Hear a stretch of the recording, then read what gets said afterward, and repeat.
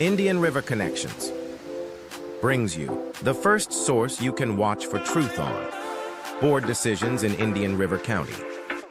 The Board Report, where taxpayers and policymakers intersect.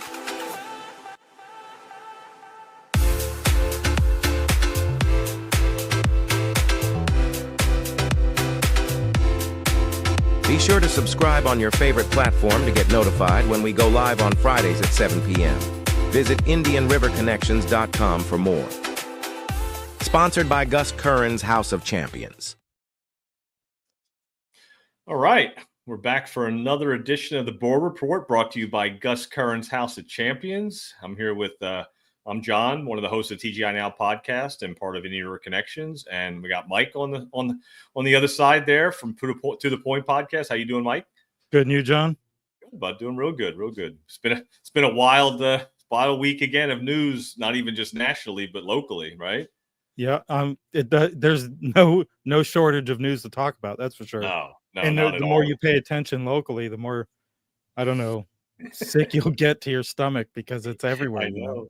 It's crazy. Yeah. I mean, even just open up some of the local news right here in town, talking about CSAC and the city council audit. Doge might be coming to Vero Beach and, in Indian River County and locally. It's kind of wild to see how things are transpiring locally. And that's why we do the board report. Yeah. Over the years, since I started paying attention to these school board meetings and the local politics, I heard things like CSAC and Learning Alliance and committee this and committee that, and desegregation, like all these things I didn't really know 2 cents about, and I still don't. I know very little about the desegregation order that our school district is battling right now, but I think I know even less when it comes to these NGOs that are plaguing our county like everywhere else in the country, and that's the big thing right now. Like, hey, if you're an elected official and you didn't get the hint yet, I mean, it's in the news, like it's going local. So, I mean, now is a good time to clean up your spending act if you think you're running for re-election, because the new in thing is slashing government waste, and why is it the new thing though? Like, it's always been the politicians talking about doing it, but then once they get elected, they don't do it. So now you're actually seeing it happen. So it's like, oh wow, we're really, we're cutting the fat, we're trimming the fat, like they used to say. We got to trim the fat. These pork, these bills are full of all this pork. Remember all those sayings that they would say, and it's the words that they use. And so now it's trickling down locally, and we see it with the school board and the desegregation meeting, that they had, and we'll talk about that. We have Thomas in the green room ready to come from Sunshine Journal, and we'll talk about Doge coming locally and a lot of stuff like that. So I mean, we have a lot on the plate, locally, and I'm glad that people are tuning in to check it out. Yeah, I mean, the more informed, the better off we are when it comes time for electing these jokers. I don't mean to discredit any of them, but I feel like most of them are in it for their own self interest. We see that in some of these meetings, and it's public. All our meetings in Florida are public. So, but beauty of Indian River Connections, the board report, you don't have to sit through 3 hours of a boring meeting. The stuff is boring enough, It is. So we're going to try to give it to you in a shorter, boring manner. Yep. And that's what we're doing here. So absolutely. And I want to shout out to Joanne, who's not with us tonight. Joanne. Yeah, she's on assignment, Bedford Chronicles. Yeah, she's out there in the field. So shout out to Joanne. But if you're tuning in, thanks for watching. Hit the like button, share it, and tell your friends. And thanks to Gus Curran's House of Champions for helping us bring more of this to you. And we're hoping to bring more. We've got plans for more, so stay tuned. We sure do. We sure have a lot more to come. And we also have Kevin McDonald also in the green room. He's going to come on with the school board report as well and give us a little update on what's going on with that, along with Thomas. So it's going to be a great show. I'm looking forward to it. Awesome. So if you got nothing else, I'm going to throw it over to House of Champions. Let's do it. All right. Tired of the same old workout? Come knock out your fitness goals at Gus Curran's House of Champions. Founded in 1996, right here in Vero Beach, Florida, our Hall of Fame trainers will push you to your limits and beyond. Whether you're a beginner or a pro, we have the perfect class for you, including the one-of-a-kind Rocksteady Parkinson's training. So come join the fight and unleash the champion inside you. Give them a call, 772-713-1157, or go to gchouseofchampions.com.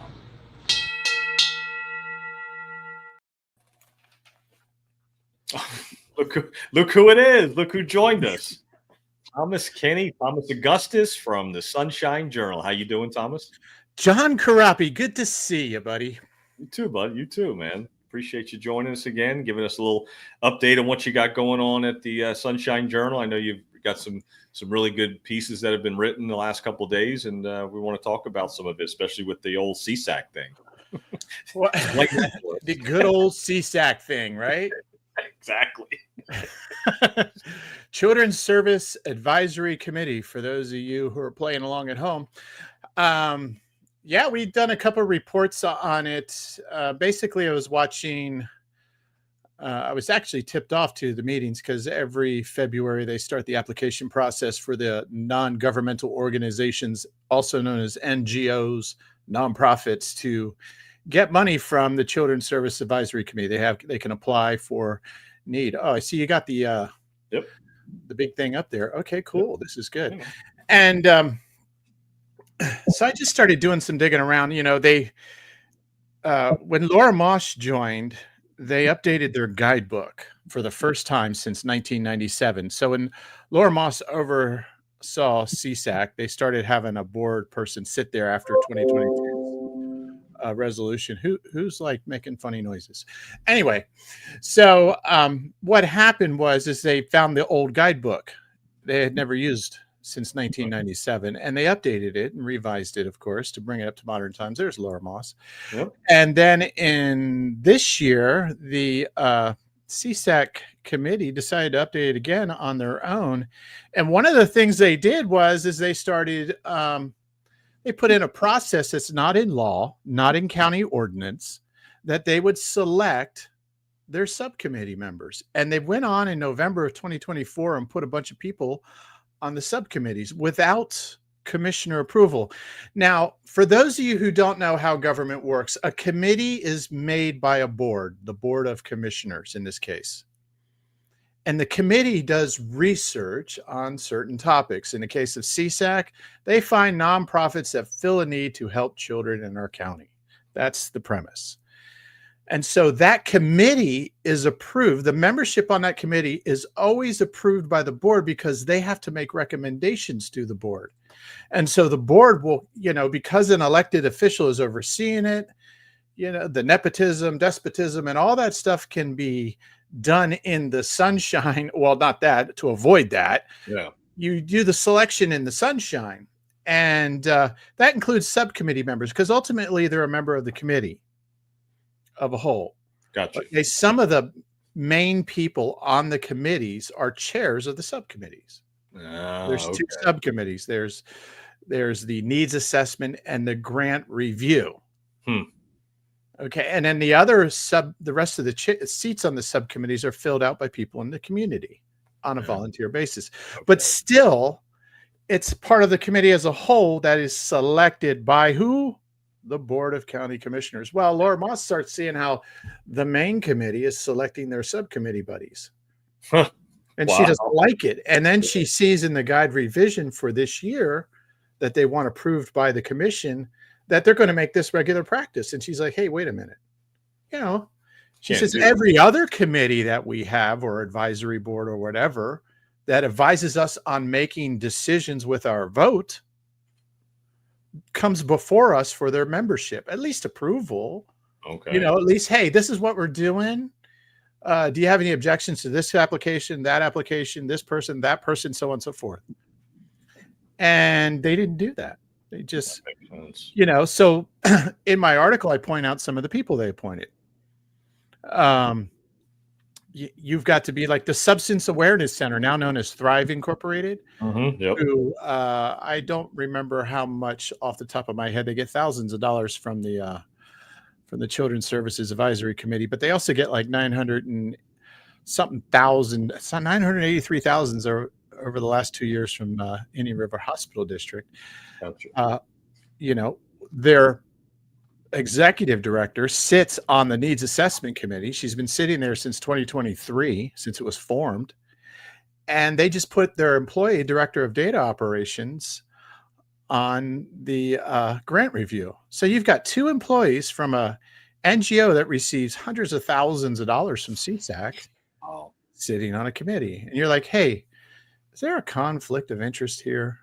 I mean, there's no independence of auditing or selection. And this is pretty much, Laura Moss is pointing out, hey, they selected these people without even informing us. Yep.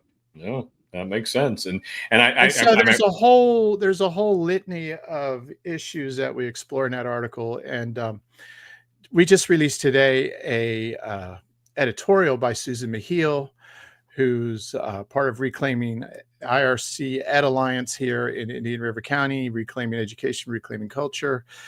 And she's had her run-ins with CSAC because she once applied for the subcommittee and got shot down. And she explains how it works. And she's been around this county a little longer than I have, about as long as you have, John. Well, you're probably here a little longer. Yeah. But it's really great insight to her personal experience. And you can go check that out at Sunshine Journal. Yeah, definitely go to Sunshine Journal. Check that out. That we put the information down at the bottom for you to want to subscribe. Hey, look, my red your swing line. I'm not giving away my swing line. Right? That's too funny. Well, that's a good explanation of what's going on with CSAC. So I like how you got down to the nitty gritty on that. Also, it looks like something with the city council now, an audit. What is going on with that? Where they missed an audit now?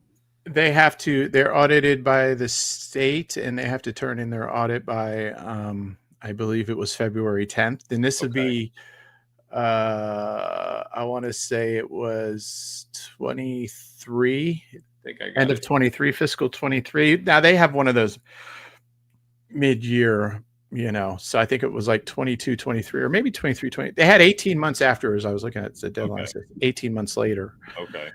And it was supposed to be due by February 10th, and they missed an audit for the first time in umpteen years. Wow. Since like 1984 or something, 83. And it's just an odd thing. It's like, this is standard government practice, but it's very, it could be very consequential. Okay. I believe there's a drop dead date in June, if I'm not mistaken. And if they don't, they could lose $32 million in bonds that are going to build the infrastructure for the sewage plant. And my thought is, well, if they can't move that sewage plant, then how are they going to build Three Corners? Yeah, no, that's a good point. Now, because they're interconnected, and who's going to want to go to a nice hotel next to the poop? Yeah, look, let's just be real, right, man? I don't think that's going to fly. I mean, to be honest, well, there'll be some flies, that's for sure. On my personal level, I don't want to see it being built. So I don't. I'm not too fond of the whole Three Corners anyway, because I mean, I don't think that's what we need to be spending money on and using that in building what they're building there. It's unnecessary. But that's just a side note. That's another podcast.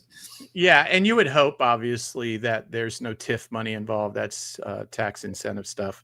Yeah, us ponying up money and taking a risk in the investment. I think that's for private entrepreneurs are going to get a big 99-year lease on this thing and all this other stuff. And so, you need to pony up the cash, my friends, and build it out and make a go of it. That's the way I see it.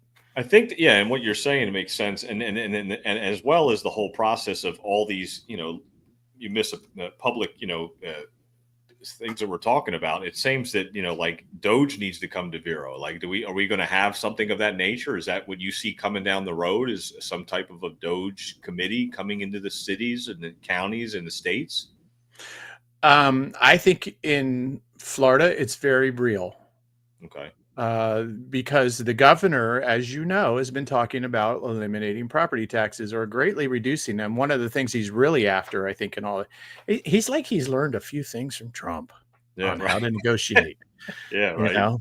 Just throw it out there. Let's eliminate property tax, all of it. Okay. And then go get what you can get. And these are things that people are like, hey, you know, and he said it in a really great way. It's like, you've purchased your house and now you're renting from the government to live there. This is your property. Yep. I mean, philosophically, he's right. Mm-hmm. Yeah. You agree? It's basic common sense, you know? And so he's out there saying this, but it's going to cause counties. I mean, we're the second lowest property tax in the state, rate wise. Next door to us, St. Lucie is the second highest. Wow. Yeah. I didn't realize that. Wow. Yeah. And so you think about this, and he's going, well, you know, we're going to have to do Doge on local governments. Wow. Now take this back to CSAC. We're spending $3 million annually. There you go. And probably more, because revenue comes in. As revenue comes in, more money is allocated. Last year, there was a big fight. Do you have that clip? What was it for at the last meeting? No, the one I sent you with Hope Woodhouse. No, I didn't. I don't have that one. That one I don't have right now. No. I'll talk about this, but there's perhaps a way we can do this. If you have it, I have a couple of them, and I think I might want to go with the one that I want to go with the full clip. There you go. Is that it? Let me see here. I see it. Yep, here we go. All right. Let me do it. Let me, I have to share screen. So this is about 36 seconds. So this is Hope Woodhouse. And she is basically asking for, this is Hope Woodhouse. It's going to be the full clip. All right. Okay. It's about 2 minutes. Is that good? Is that plenty of time? Yeah, we got time. Yep. Okay. Let me get back to where we are so I can share screen. I can do it here if you want. Can you? And the last comment I have is, what can be more important than the children of our county, the future of the county? And based on the mistakes of the past, we are living now in a community where you can't hire qualified people. You can't hire therapists, you can't hire teachers. Why does Johns Island have to go to Eastern Europe to hire people every year? If we had invested in our children 25 years ago, I guess that would be 1999 as it was agreed, we probably wouldn't be in the situation we're in. Wow. Did you hear that? Hey, if CSAC was just allowed to have the money, we could hire good wait staff. from Eastern Europe. But instead, we have to go to Eastern Europe and find some people in war-torn Ukraine to come over and serve us vino. Wow. Oh my goodness. I can't believe what I just heard. That's crazy. Yeah. And so that was last April 2024. Now, prior to that statement, she was speaking to the commission, because the commission in 2022, you know, Joanne Binford, who's not here tonight, God bless her soul, her and Mahil went at it full speed. It was back when they were going to do the Children's Trust. It was going to be its own taxing district. It was going to be the expansion of CSAC. And they were going to have their own taxing district with their own staff, and they would be out from under the Board of County Commission. Wow. And they were going to start at 0.25. Okay. And they had said back in earlier, like 8 years prior, 7 years prior, something like that, we're going to raise the rate to 0.125. Well, in 2024, they finally got there. It took like 7 years, and she's moaning about it before she makes this statement. And so in 2022, in exchange for not giving them the trust, they said, well, we'll raise taxes up to 0.25. Wow. We're not raising them to 0.25. We'll raise them up to 0.25. You know, key word is up. And they didn't raise them anyway. So she's up there going, you made these promises, daggone it. You owe us, or because we're still hiring people from Eastern Europe. And she's saying we're suffering because of this since 1999 too. Well, yeah, because the purpose of CSAC in the beginning, obviously, was to do all this stuff and create kumbaya, which hasn't happened. Yeah. In terms, children, it's like Jesus says, look, the poor you'll always have with you. And I have no objection to serving them and helping people and doing all that stuff. But there's some things going on here is not proper. And the church just needs to do what they need to do anyway. And they do it. Yeah. And it's a major disconnect, obviously, too, based on, the separation of the, John's Island and the mainland, and we need your workers, we need your people, but we need your money too. It's a catch-20. It doesn't make any sense. Yeah, and so she says this, and the other thing she says: physical therapists, teachers, and then the wait staff at John's Island. If we could just get those three things, we'll be cool. Yeah.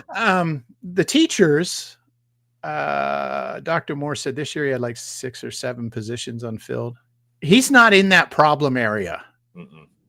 No. By the way, his school system's shrinking, so sometimes he's eliminating teachers. Yeah. If you haven't noticed, he said that at the DSEG order. We'll talk about that probably later. Yeah. But so he is like, he's not where like Hillsborough was missing 70 some odd teachers. It was crazy how many teachers they were short. And there was over 700-800 around the state in 67 counties. And he's at about 5 4. He's not sweating. No. And then his student body's shrinking. So, I don't know where he is exactly, but I think they came in the year, they were about 6 down, 7 down. Yeah. So it's not a big deal. But, we throw those political, oh God, the teachers, oh God, the blah, blah, blah. It's nauseating. It is. It's negative, nefarious, and nauseating. That's a good one. It's a good way to put it. The 3 ends. Yeah, it is. Three ends. Wow, that's crazy. But yeah, that you hit it right on the head, and it is nauseating, and that's a big part of why we do the board report and bring a different perspective on what these meetings are about, so they can break it down for people to understand that. And again, getting into the DSEG order and the meetings that they're doing too. We'll get into that with Kevin on the back end after our next break, but I pulled up a clip for it, and we'll play that as well from the DSEG. I mean the DSEG order, and so you'll get a kick out of that too. I picked a nice one, so cool.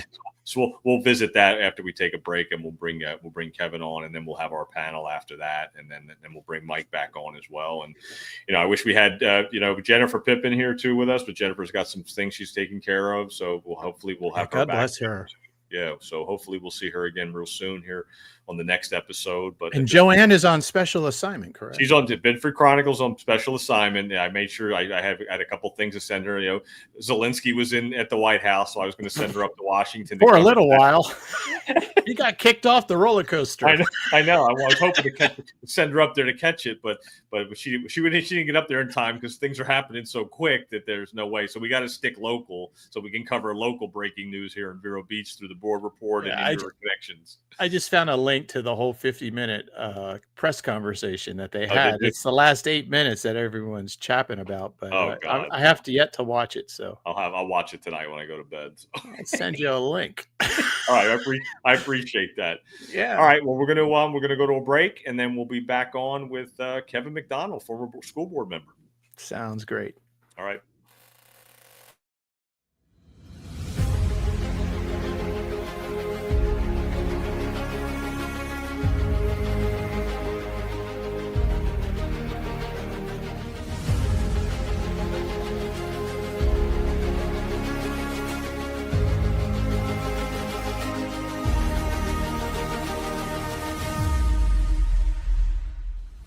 The Warrior Shield Foundation proudly presents Warrior Weekend, a 3-day event from September 5th through September 7th at the Rosen Center in beautiful Orlando, Florida, which honors and supports the Corporal Chad Eric Oligschlager Foundation for PTSD, raising awareness and resources for its vital mission to help our most valuable heroes, our veterans. This powerful weekend will feature live performances by country music recording artist Ryan Weaver. It's a long way to home, but you won't take the hard road all alone. American Idol, runner-up Bo Bice.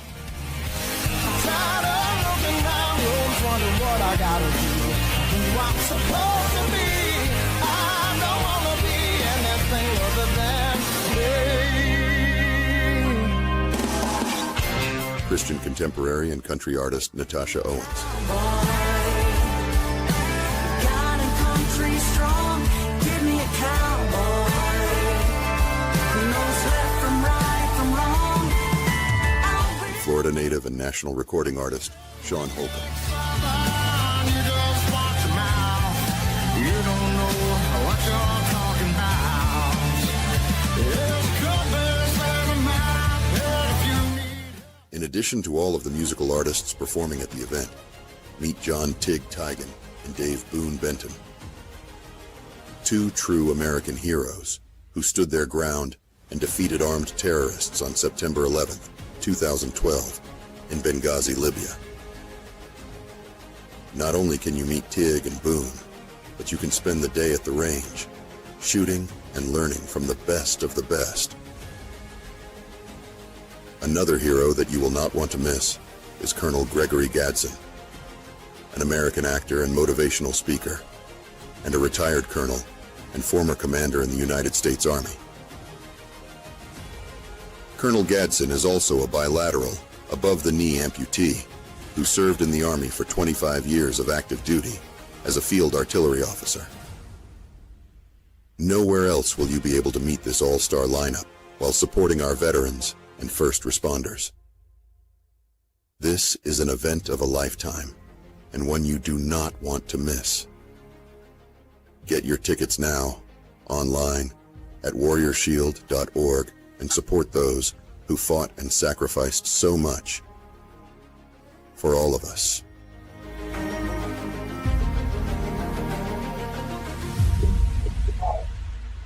Everyone in the living room.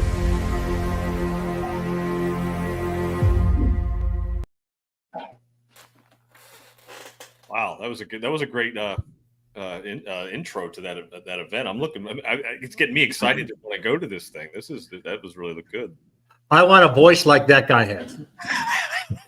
right. The warriorshield.com, you know. Warriorshield.org. That's awesome. Yeah, I'm looking forward to that. I think we're going to maybe live stream some of our podcasts from there too for Patriot Prayer Network. So I'm hoping that. Oh, look at that! What you got there? What does it say? Make America constitutional again. That merch for the Sunshine Journal.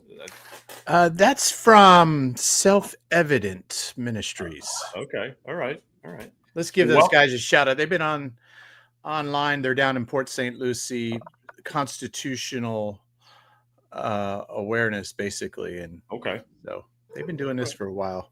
All right, cool. Well, we welcome Kevin McDonald up to the stage here. Thanks for coming, Kevin. Thanks for having me. Yeah, man. We appreciate. Hi, your Kevin. time. How are you doing, Thomas? Long time no talk. Yeah.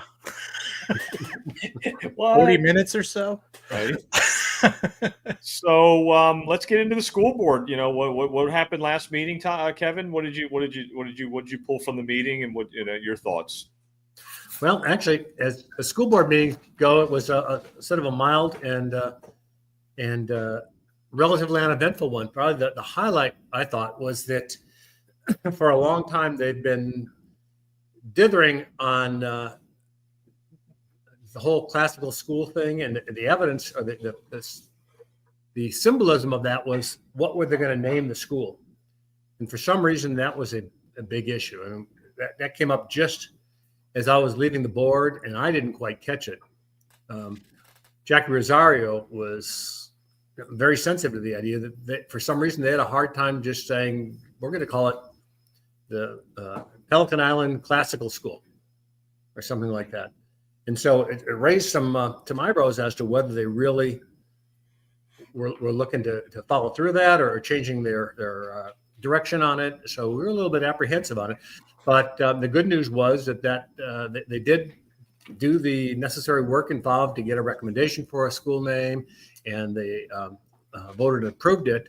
So the Pelican Island Classical Magnet School is underway and moving forward. So the name is in place. For some reason, they were hesitant to call it a K-8 school.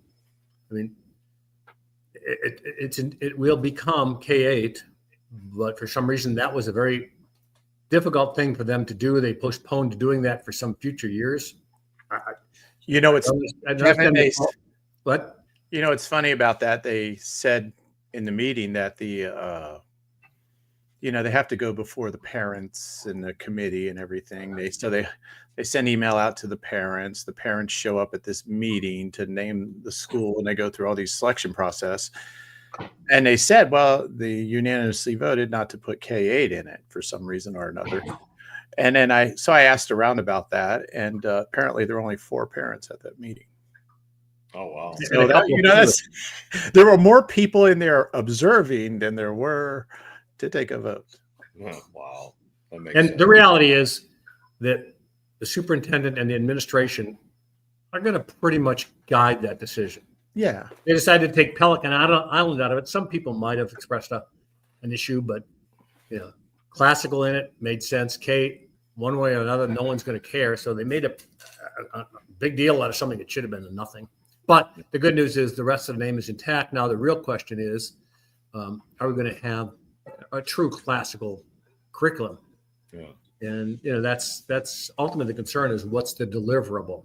I'm hoping and trusting that Dr. Moore is going to follow through with that. I know he's got a great staff working towards that end, but there is the concern about are they going to do a real classical curriculum, or are they going to do some modification of an approved Florida curriculum, which is not by definition going to be classical. Yeah. But I'm hoping and praying that he will continue on the path that he is and follow through and deliver that. I know he has classical experience in his personal background. So we just, you know, we're hoping to see it come through. And the fact that he delivered on this piece gives me a lot more confidence that he's going to go ahead and deliver on the rest of it as well. Gotcha. Well, it's K-8. It's time to innovate. So, you know, that's the theme for that process. Well, and the other piece is that K-8 is an issue for some students who don't want to leave that quickly to a higher ed kind of school. But for a classical school, K-8 is standard procedure. Yeah. So it would be pretty unique for a classical school not to be K-8. Yeah. Ultimately. That makes sense. Yeah, that makes total sense. And my understanding is it's not that they're just going to start K-1 in the first year, but they're also going to start 6th grade as classical as well, correct? In that first year? Now that they've done this? I think they talked about a change. Originally it was going to be K and 1 and K and 2. Now then they talked about going to a higher grade level. Their concern is they realize they're losing students at 5th and 6th grade level. Okay. So And they're losing students at kindergarten.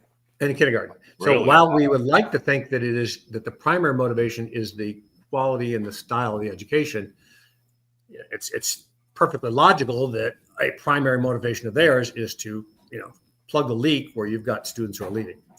So Yeah, and rightfully so. You got to give people what they want and give it to them with great expertise.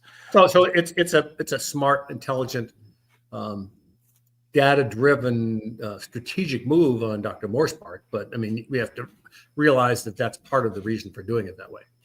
You know, Kevin, you worked with him side by side. I sense with Dr. Moore, politics is really not his game. He prides himself as, I think he thinks he's good at it. But really what I think is that he is truly an educator, and he likes teaching kids. He likes seeing success in the classroom. He likes these things. He'll promote the heck out of it, even if he uses rankings instead of actual grades sometimes. But he is one of these guys that truly cares about the education of kids. Do you get that from him working side by side, or, you know, am I just missing some cynicism? No, I think that is very much the case. I will say you don't get to be a superintendent of a school and survive in that environment without beginning to understand, whether you call it politics or not, the political ramifications of dealing with a lot of different people and a lot of different interest groups, et cetera. And he's He's pretty good at being able to do that. So, and that's not a bad or a good. It's probably a good because you need to be. So he's good at that. But I think that there's a sincerity behind him. I think the pride in achieving what he's achieved over the last couple of years is truly there, not just for self, but because he believes in that. And he wants to have that happen in school. Right. And I think that I've seen him get truly emotional about it. Yeah, and I think that classical education for some parts of the community will help drive that for those parts of the community. Wow. And I'm hoping that people see that. I had this funny experience. It seems that there's a section of our county, our community, that thinks that educationally it has to go just one way. Yeah, it has to be there. There's that group that comes in and they say they're advocates for public education. And Thomas and I have joked about this because I would hope they'd rather be advocates for student education. Yeah. Correct. But they have a one size darn well better fit all attitude. And I think it's really good. The choice has proven good. I think a choice of classical is another good choice that helps accommodate not only different students, but different parents and different beliefs. Yeah. And we need to be able to leave our atheist as well as our Christian belief systems at the door. Yeah. And allow everyone to coexist. Yeah, no, that's a great way to put it. And like even atheists believe in God-given facts. That's right. Yeah, this is true. Anything else you took from it? I know with the deseg thing, we'll talk about that. I have a clip pulled up for that. But anything you see on that end of it with the deseg order? Well, before the deseg order, there was an issue that came up, a little bit of a discussion with Jackie Rosario. She brought up a policy proposal for foreign exchange students. Oh, yeah. And it was, there's everyone seems to have their back pocket politics, driving things that they won't say in public or out loud. But there are issues like, well, we can't have too many foreign exchange students. They have I think currently up to one in some of the schools, but we've got a lot more foreign students in our schools than just those. Yeah. Most of them came here on their own, and we're trying to relocate their parents and possibly them with them. But that's not an immigrant issue. That's an issue of we've got foreign students in the classroom. To be able to have a program that allows people to come formally as part of a program and to help endorse that and expand that a little bit makes a lot of sense. And unfortunately, well, that doesn't make sense. The idea of having a bunch of non-American citizens in the classroom makes a lot of sense, and that's just hypocrisy. And it's 5 per school, correct, on the foreign exchange? Yeah. And right now, like at Sebastian, there's one actual student, so they're 4 short of the 5 maximum. But and she's like, well, let's just expand the thing anyway. Look, Dr. Moore says in the DSEG order, John, you watched it, we've been down 1,000 students in last 2 years, did he say? That's what he said. He's mentioned a few times, actually. Yeah, because he's trying to explain the issue that we'll talk about in a minute. But I think it was like 400 some this last year. Yeah, it's 400. Close to 500. I did a story on it a little while ago. You guys go read it because I can't remember the number. But so I look at that and I just say, expand this. If you can get foreign exchange students over here and 20 in one school, why not? Yeah. You're short anyway. Mm-hmm. Yeah. I mean, it seemed like a pretty small issue. It was she got a lot of pushback on it. She did. Yeah, she did. And it was political pushback, pure political pushback. Yeah, it was. And don't give Rosario a chance. I would, yeah, exactly. I think it's only because she proposed it. And I wouldn't mind somebody having a different viewpoint if they had the courage and the honesty to express it. Great way to put it. 100%. But she won that vote. No. And who swung it? Mr. Dyer. Actually, to his honor, the person who fills my seat did a good job and changed that. And exactly. And so he's a smart guy when he wants to be. In general, he spoke well, I think, again. And I have a lot of hope that he will do his job independently and not be beholden to one side or the other, but be able to show some logic and common sense and wisdom. And if he does that, I'm more than happy to sit at home and watch. Yeah, Yeah. I agree. I think he came in with some bad advice initially. Yeah. Yeah, Lower no the doubt. hammer on whatever, and that's why that whole resolution thing. Well, I think what happened is in a scenario with that is that he got to know Jackie a little bit too. So I think that Yeah. he gets to know her as a person and not go into that assumption that she's like this, that, and the other of what he was being told. So he kind of used his own discernment to say, you know what, maybe she's not all as bad as they make her out. And Jackie is a wonderful woman, smart. She does a lot of work. She's well prepared.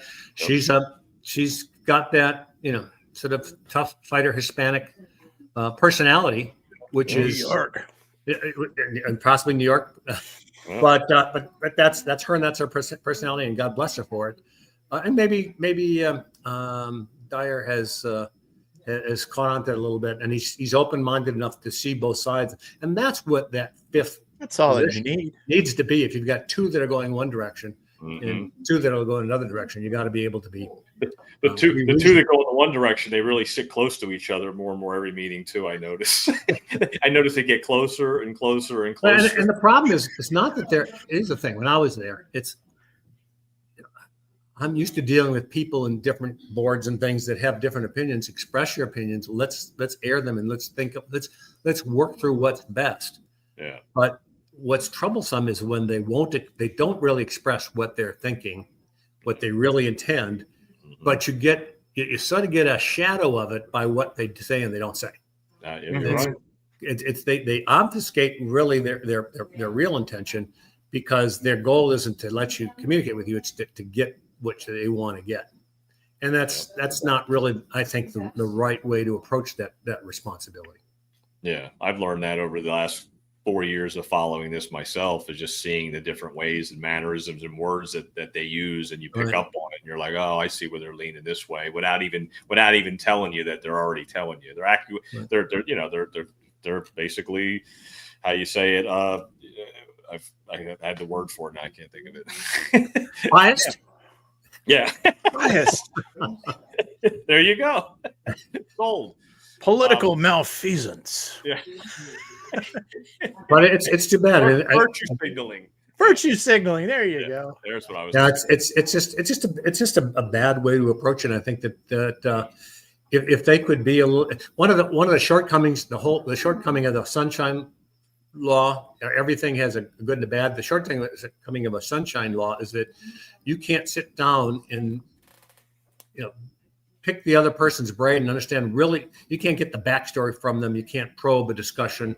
It's in front of a camera. It's in front of everybody. So they're going to hide things for, whatever reason. And so you can't really have a collegial discussion and come to a mutual agreement. So that's partially not their blame. It's partially just Sunshine makes it hard to have that. Exactly. I mean, there's 4 other people you can't talk to at all, but everyone else in the community you can. And those are the 4 people you got to be able to come to an agreement on. Yeah.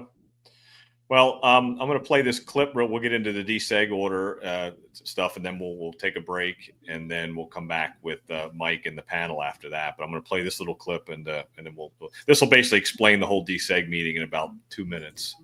Let's go for it. Let's go for it. And lastly, I would say, Doc, after 55 years, I'd rather be prudent and slow walk it as a turtle than do it as a rabbit. And later on, we're hollering, oops, because if you go and do your research, all of the previous unitary status districts have gone into the toilet. The African-American students have been, it has been a waste because they didn't do their due diligence. They didn't dot all the I's and cross the T's. They were not vigilant. They were not erring on the side of kids. It was, let's check the box. Let's make ourselves look good. Let's bear down the pressure of the community saying this and the community saying it's taking too long and this and that. We have ruined the lives of children for 55 years, and now we're in a hurry. That's my 2 cents. And I don't question your Kevin, who did most of the talking tonight. your desire to get it right or being thought. That is not at all what I'm questioning. I understand your passion and your belief.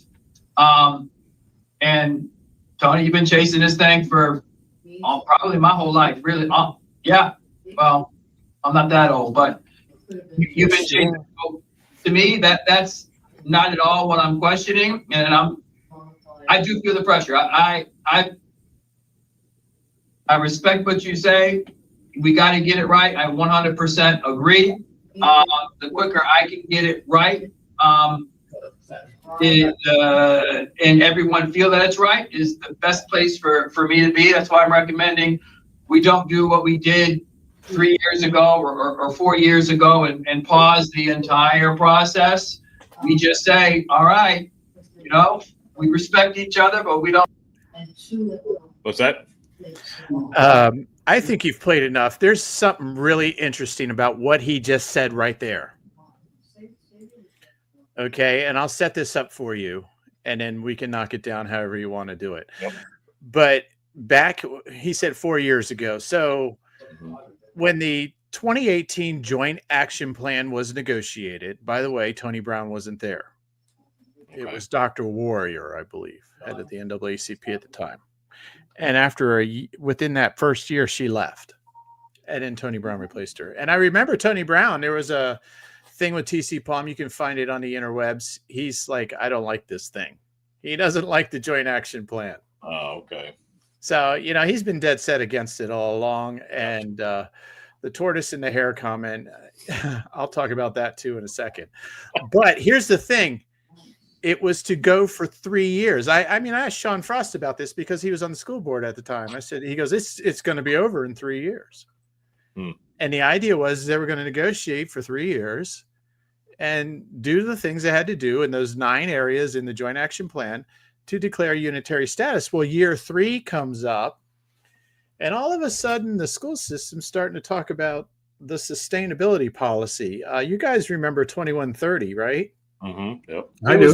It was born out of this sustainability policy that because what happened when that 3rd year came along, the NAACP stopped talking. Stopped because they knew their little game, their equity group, which by the way did not meet in the sunshine, was not a work group.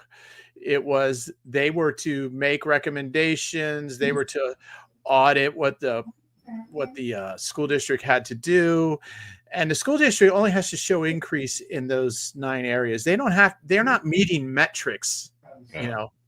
He's like, talk about checking the boxes. What do you think he's negotiating right now? He's negotiating what that box should be. Exactly. Yep. I mean, he's all over the freaking map. He is. He totally is. And here's the thing, so they go and they're not talking. And actually, if you go back and listen to the introduction of that sustainability policy by Dr. Moore, brought on by Peggy Jones, he says they're not talking to us. How do you negotiate with someone who's not talking to you? Well, you create a policy and hope they'll come back to the table. That's how 2130 was born. That makes sense. And this is what they've been using this deseg order to do. They were going to do ESG. Jackie stopped that. They were going, to create the courageous conversations. That was all born out of this. Get out of the deseg order. Show the judge we're doing some stuff. Yeah. The Joint Action Plan is all that. Yeah. And then the sustainability policy and all this junk. And now it's like, 55 years, we can't be the rabbit. Hello, a rabbit can run faster than 50. Rabbits don't live that long. I know. That's true. That's a good point. They don't live that long. You're right. Tortoises do, though. So just barely. And the thing about this is that in the first 67 deseg order, when the judge gave the school approved their plan to desegregate Indian River County schools, he with 6 other students got a lawyer out of Jacksonville and filed a motion in court opposing the plan. And Tony Brown was 17 years old at the time. He's been on this case for that long, and he's actually living he's actually living this case like he still was thinking the way it was back then, and it's not like that And anymore. that's the problem. That's the biggest problem. All right, we're going to take a quick break, and then we're going to come back. We got Mike in the back, and we're going to take some questions, and then we'll go from there. So take a quick break. We're right back. Tired of the same old workout? Come knock out your fitness goals at Gus Curran's House of Champions. Founded in 1996 right here in Vero Beach, Florida, our Hall of Fame trainers will push you to your limits and beyond. Whether you're a beginner or a pro, we have the perfect class for you, including the one-of-a-kind Rock Steady Parkinson's training. So come join the fight and unleash the champion inside you. Give them a call, 772-713-1157, or go to gchouseofchampions.com.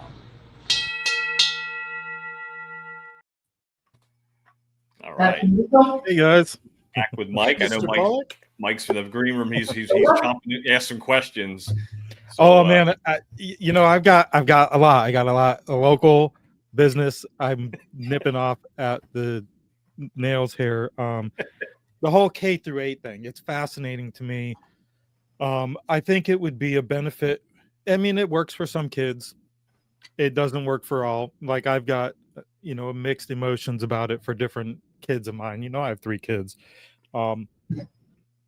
Last night we actually did the 6th grade informational night in Fellsmere, and my son is going to be moving into 6th grade, and right now we're looking at staying in Fellsmere, going to Sebastian Middle, or going to Sebastian Charter if he is so fortunate.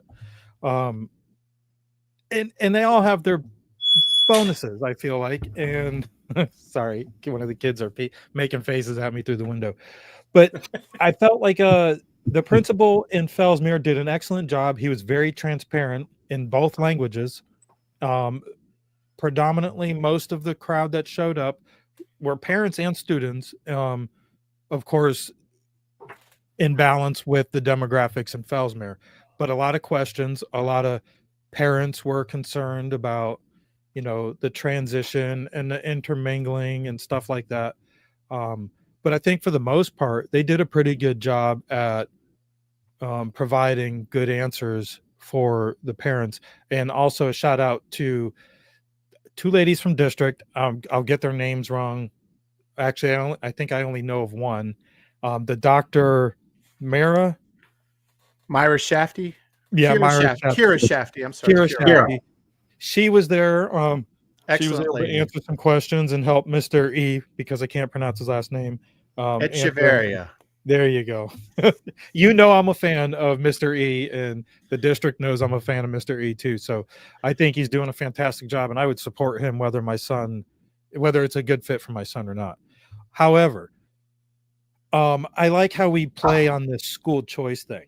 I mean, they say Florida and Indian River County, all these counties are, the beacon of school choice. And yeah, you can choose to go to what school you want, but they float these niches to market them, like the dual language or the classical education, or I don't know what they do in the other few that do it, but they're not available to all the students.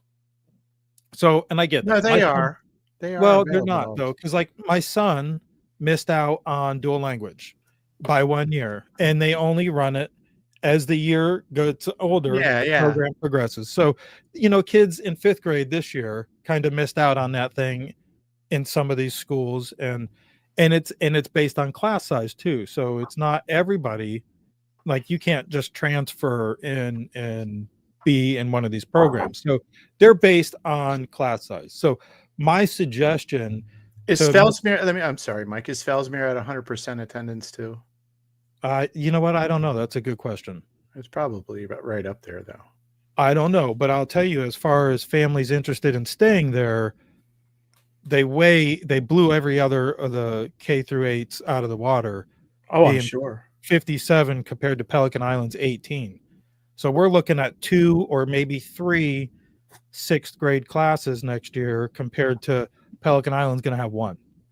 And that's not to discount what Pelican Island's going to do, but I think they should open up these school choice programs.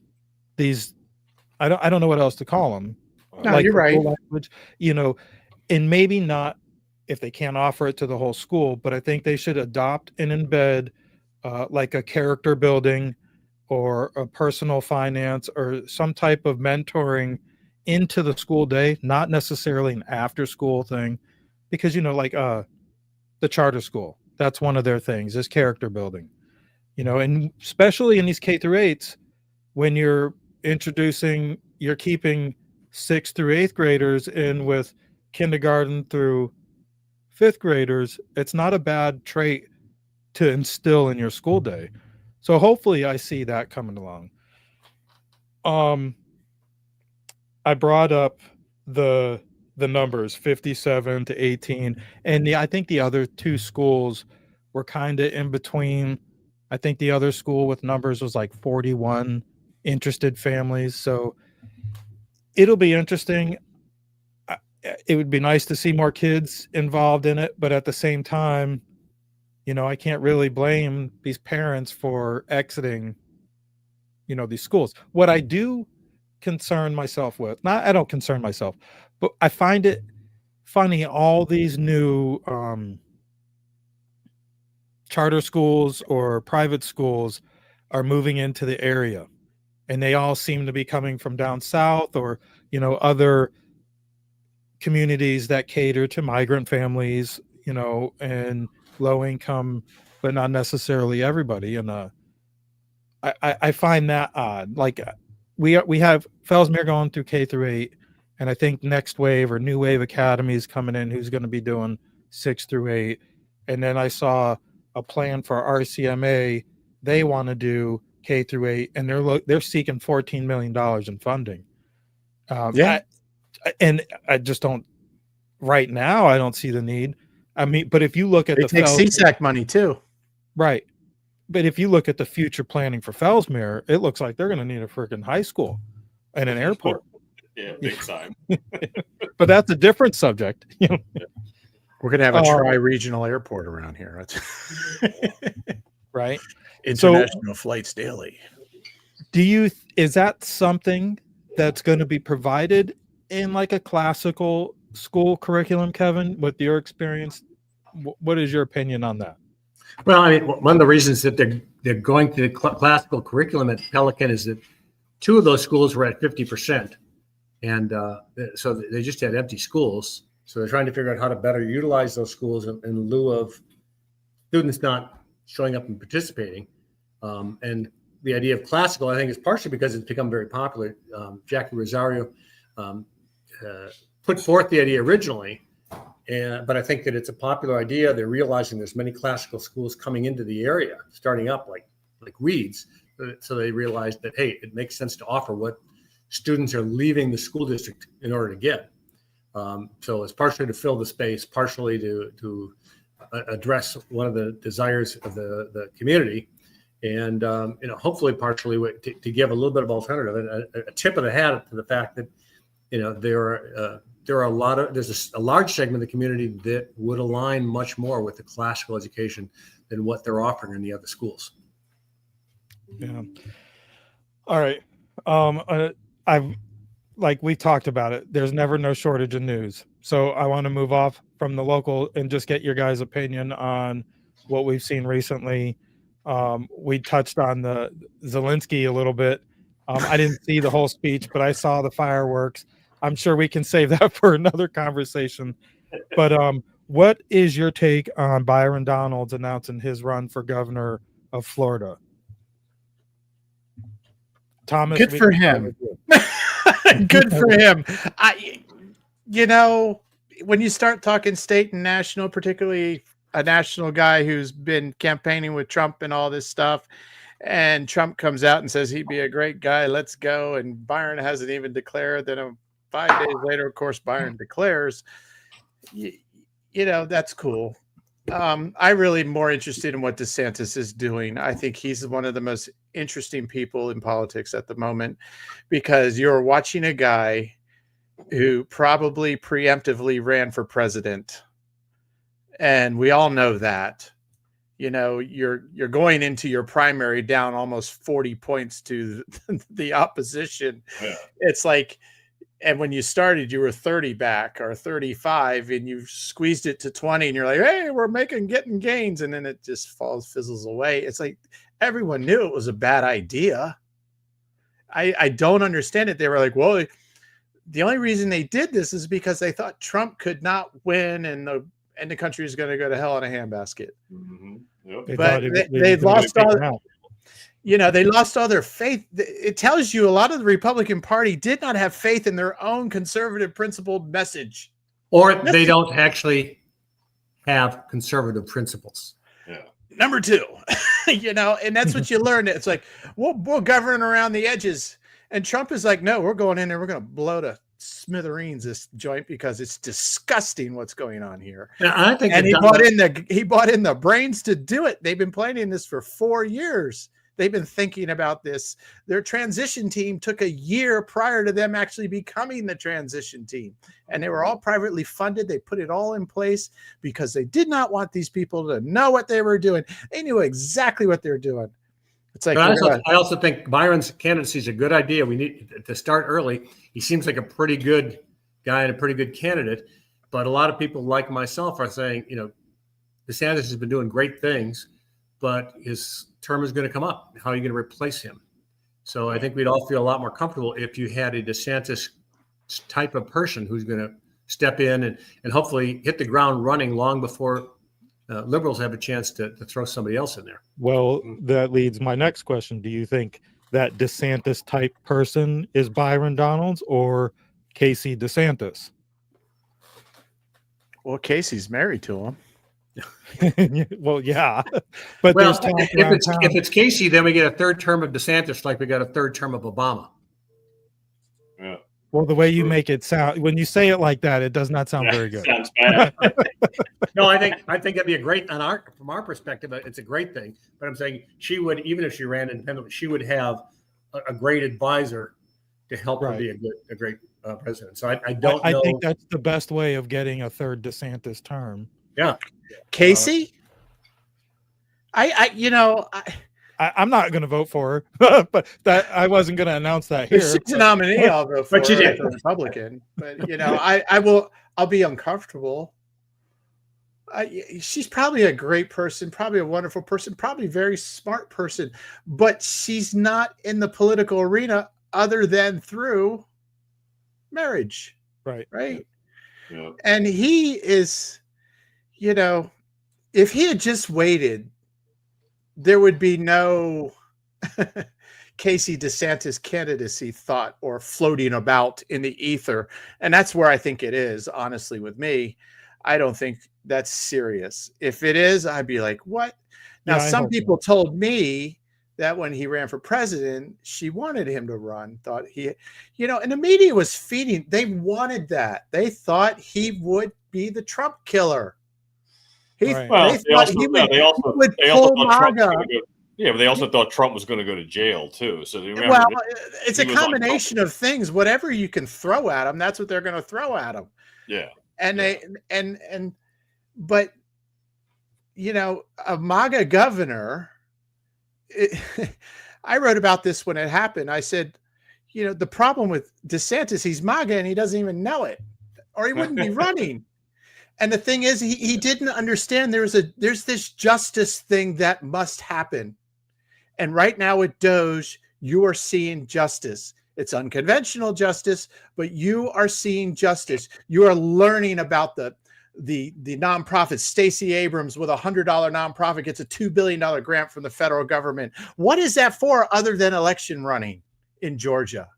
Right. It's for nothing else, or potentially her own presidential run or governor run or whatever.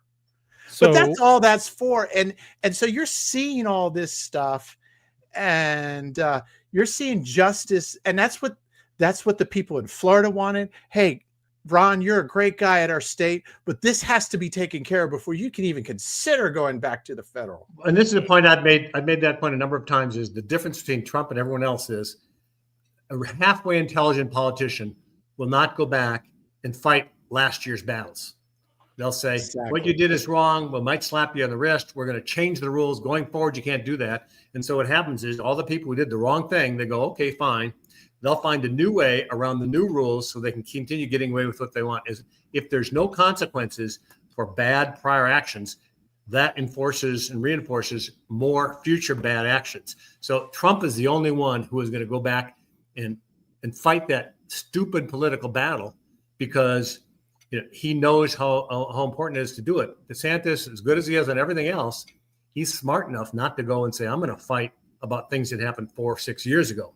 Yeah. And that's why it's so important to have Trump, because somebody has to go to the FBI and the CIA and all these other people who just did unconstitutional, evil things and hold them accountable for it, so that next year they stop and think, I'll think twice before I try and get away with that. And look what happened on the world stage today. It's exactly what Kevin just said on a world stage. It's a microcosm of Zelensky's life. He's been ripping us off, and the Democrats have been funneling all that money through there, and Biden made millions. And who else? Victoria Nuland and Mr. Vindman and all these cats have made tons of money and all this stuff. And he goes in there and just disses them. And he's like, get the hell out of my house, bro. Right. Yep. So I agree with Gus Curran, who is our presenting sponsor. I'm for Byron for governor of Florida. So, but looking at 2028, do you think DeSantis will pull it off? Do you think he'll have the, lack of better words, the balls to go up against Vance? Look what Vance just did today. I know. He did a great job. I think he solidified his position. That's for sure. Trump is teaching him to be fearless. He's young enough to be a good vice president in 2028. Yeah. DeSantis. Well, who's that? DeSantis. Either of them. Yeah. It would make a good 16-year team. Yeah. By 2026, you're going to know what the deal is. Yeah. I agree. Well, part of the question is what happens to DeSantis when he leaves office. If Trump gives him a position, he set up a lot of wonderful people in cabinet positions who are all qualified, who all could throw their hat in. Vance is sort of the front runner. He looked great today, but it's 4 years away. Yeah. Right. Yeah. It's, you I know, know we're up against the clock, but I do want to get your guys' reaction on the infamous binders we've seen in the media. What was it, yesterday or today, that Pam Bondi released to media influencers? I got mine.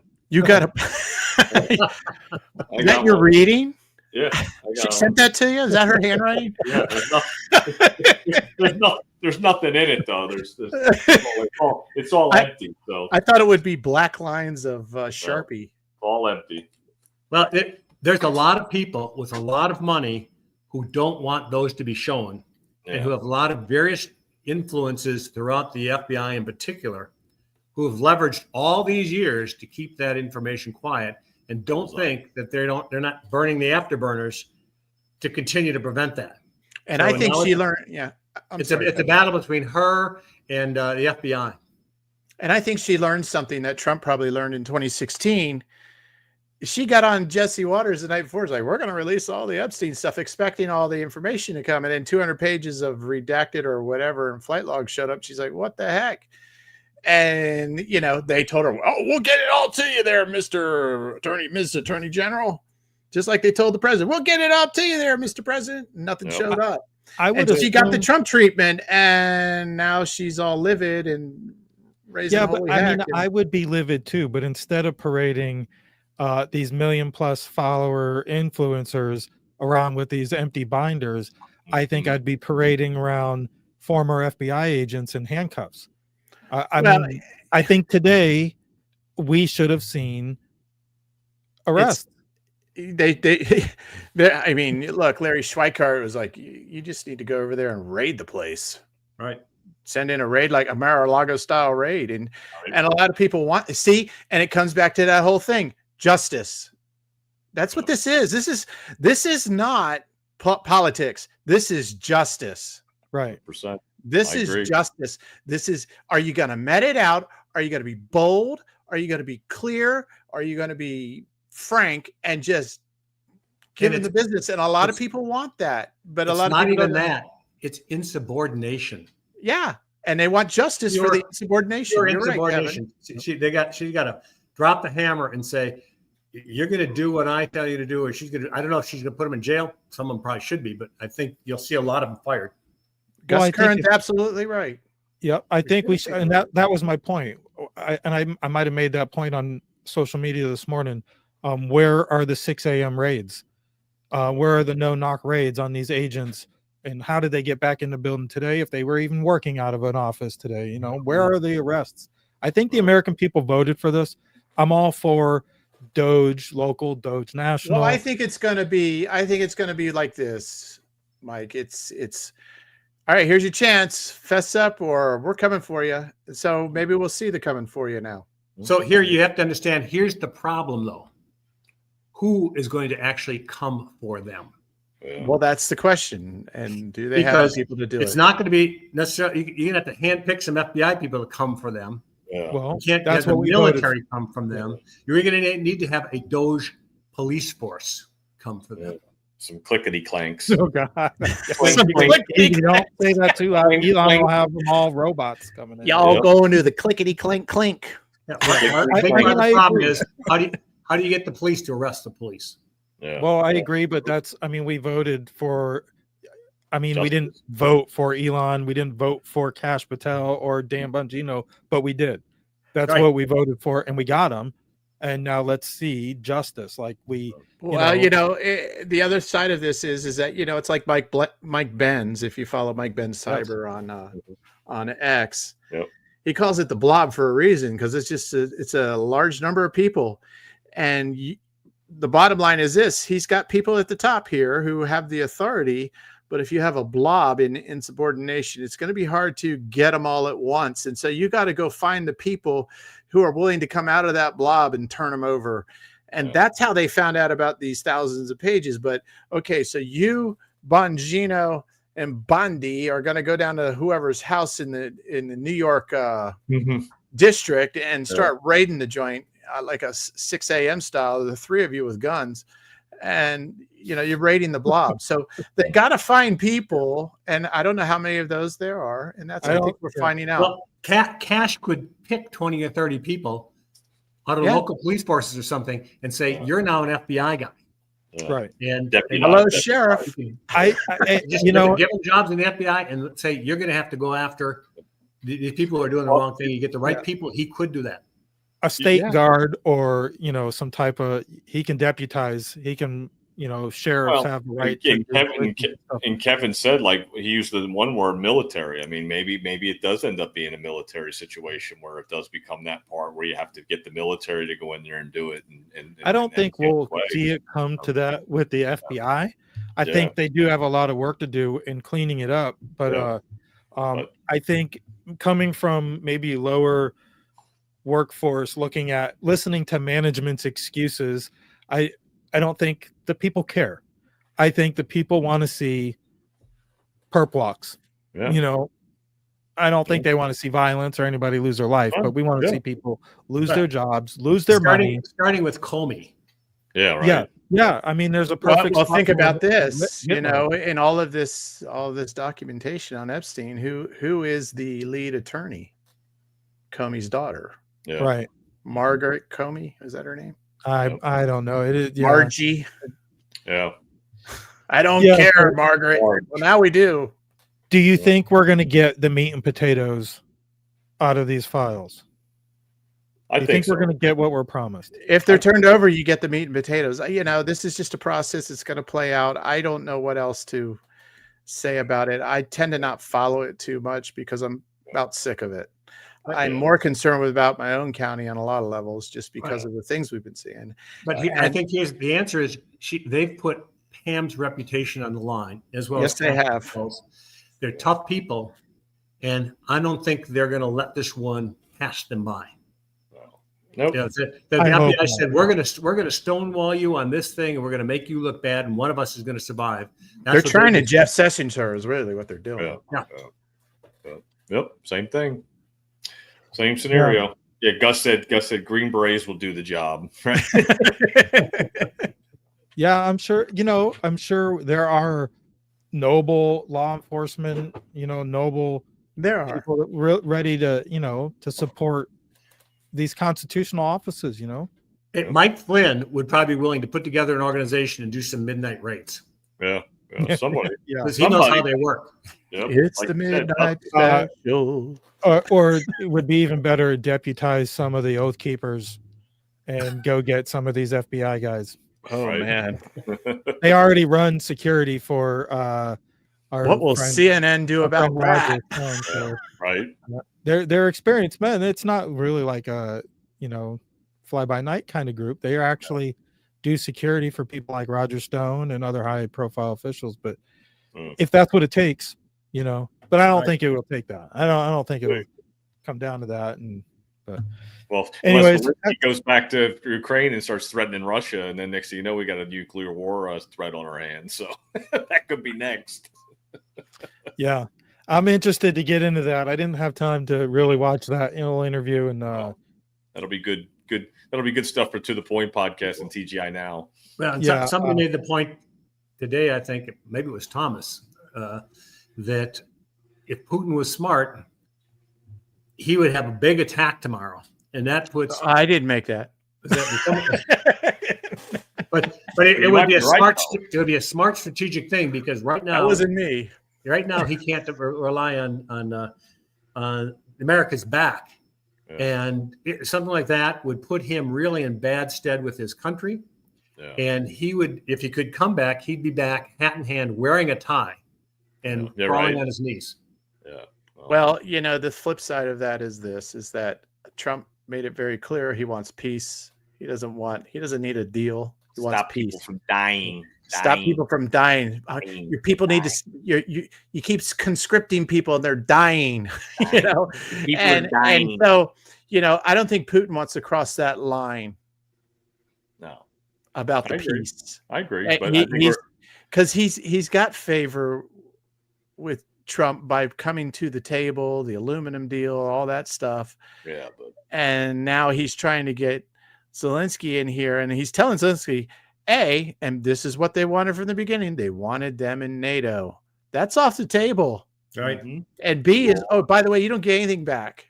Nope. Or you get very little land back. Yep. Because a lot of these people wanted to be part of Russia anyway. Yeah, they were Russian. Yep. Yeah.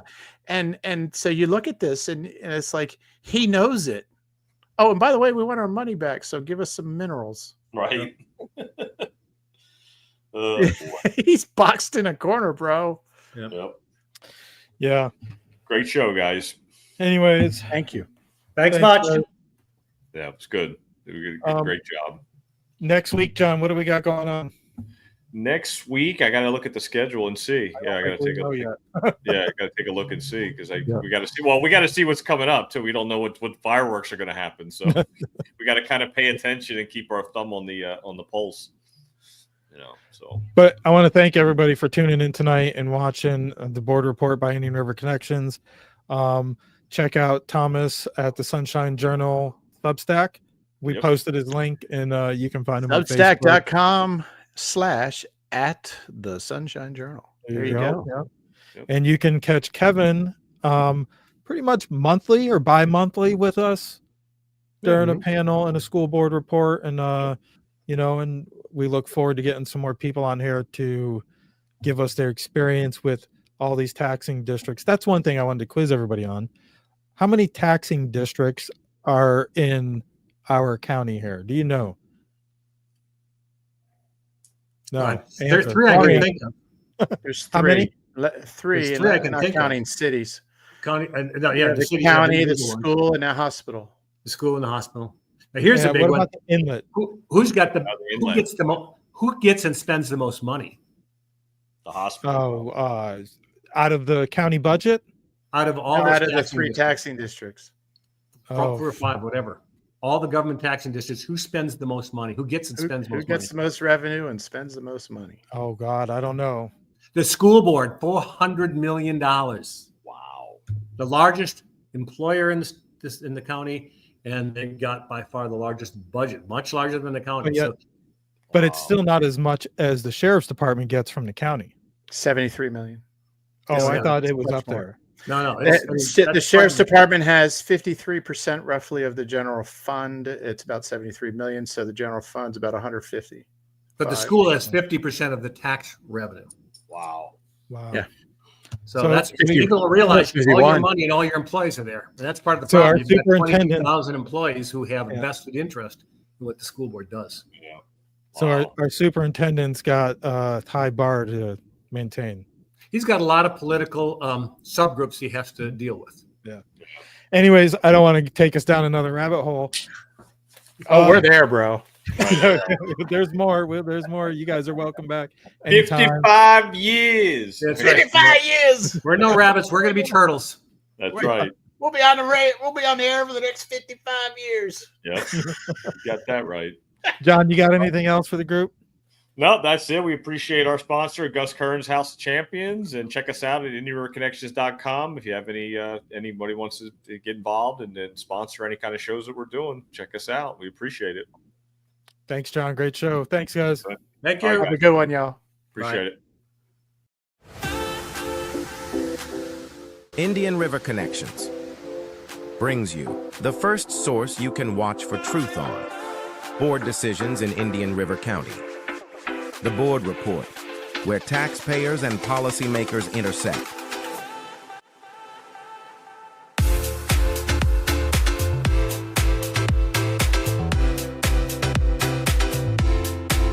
Be sure to subscribe on your favorite platform to get notified when we go live on Fridays at 7 p.m. Visit IndianRiverConnections.com for more. Sponsored by Gus Kern's House of Champions.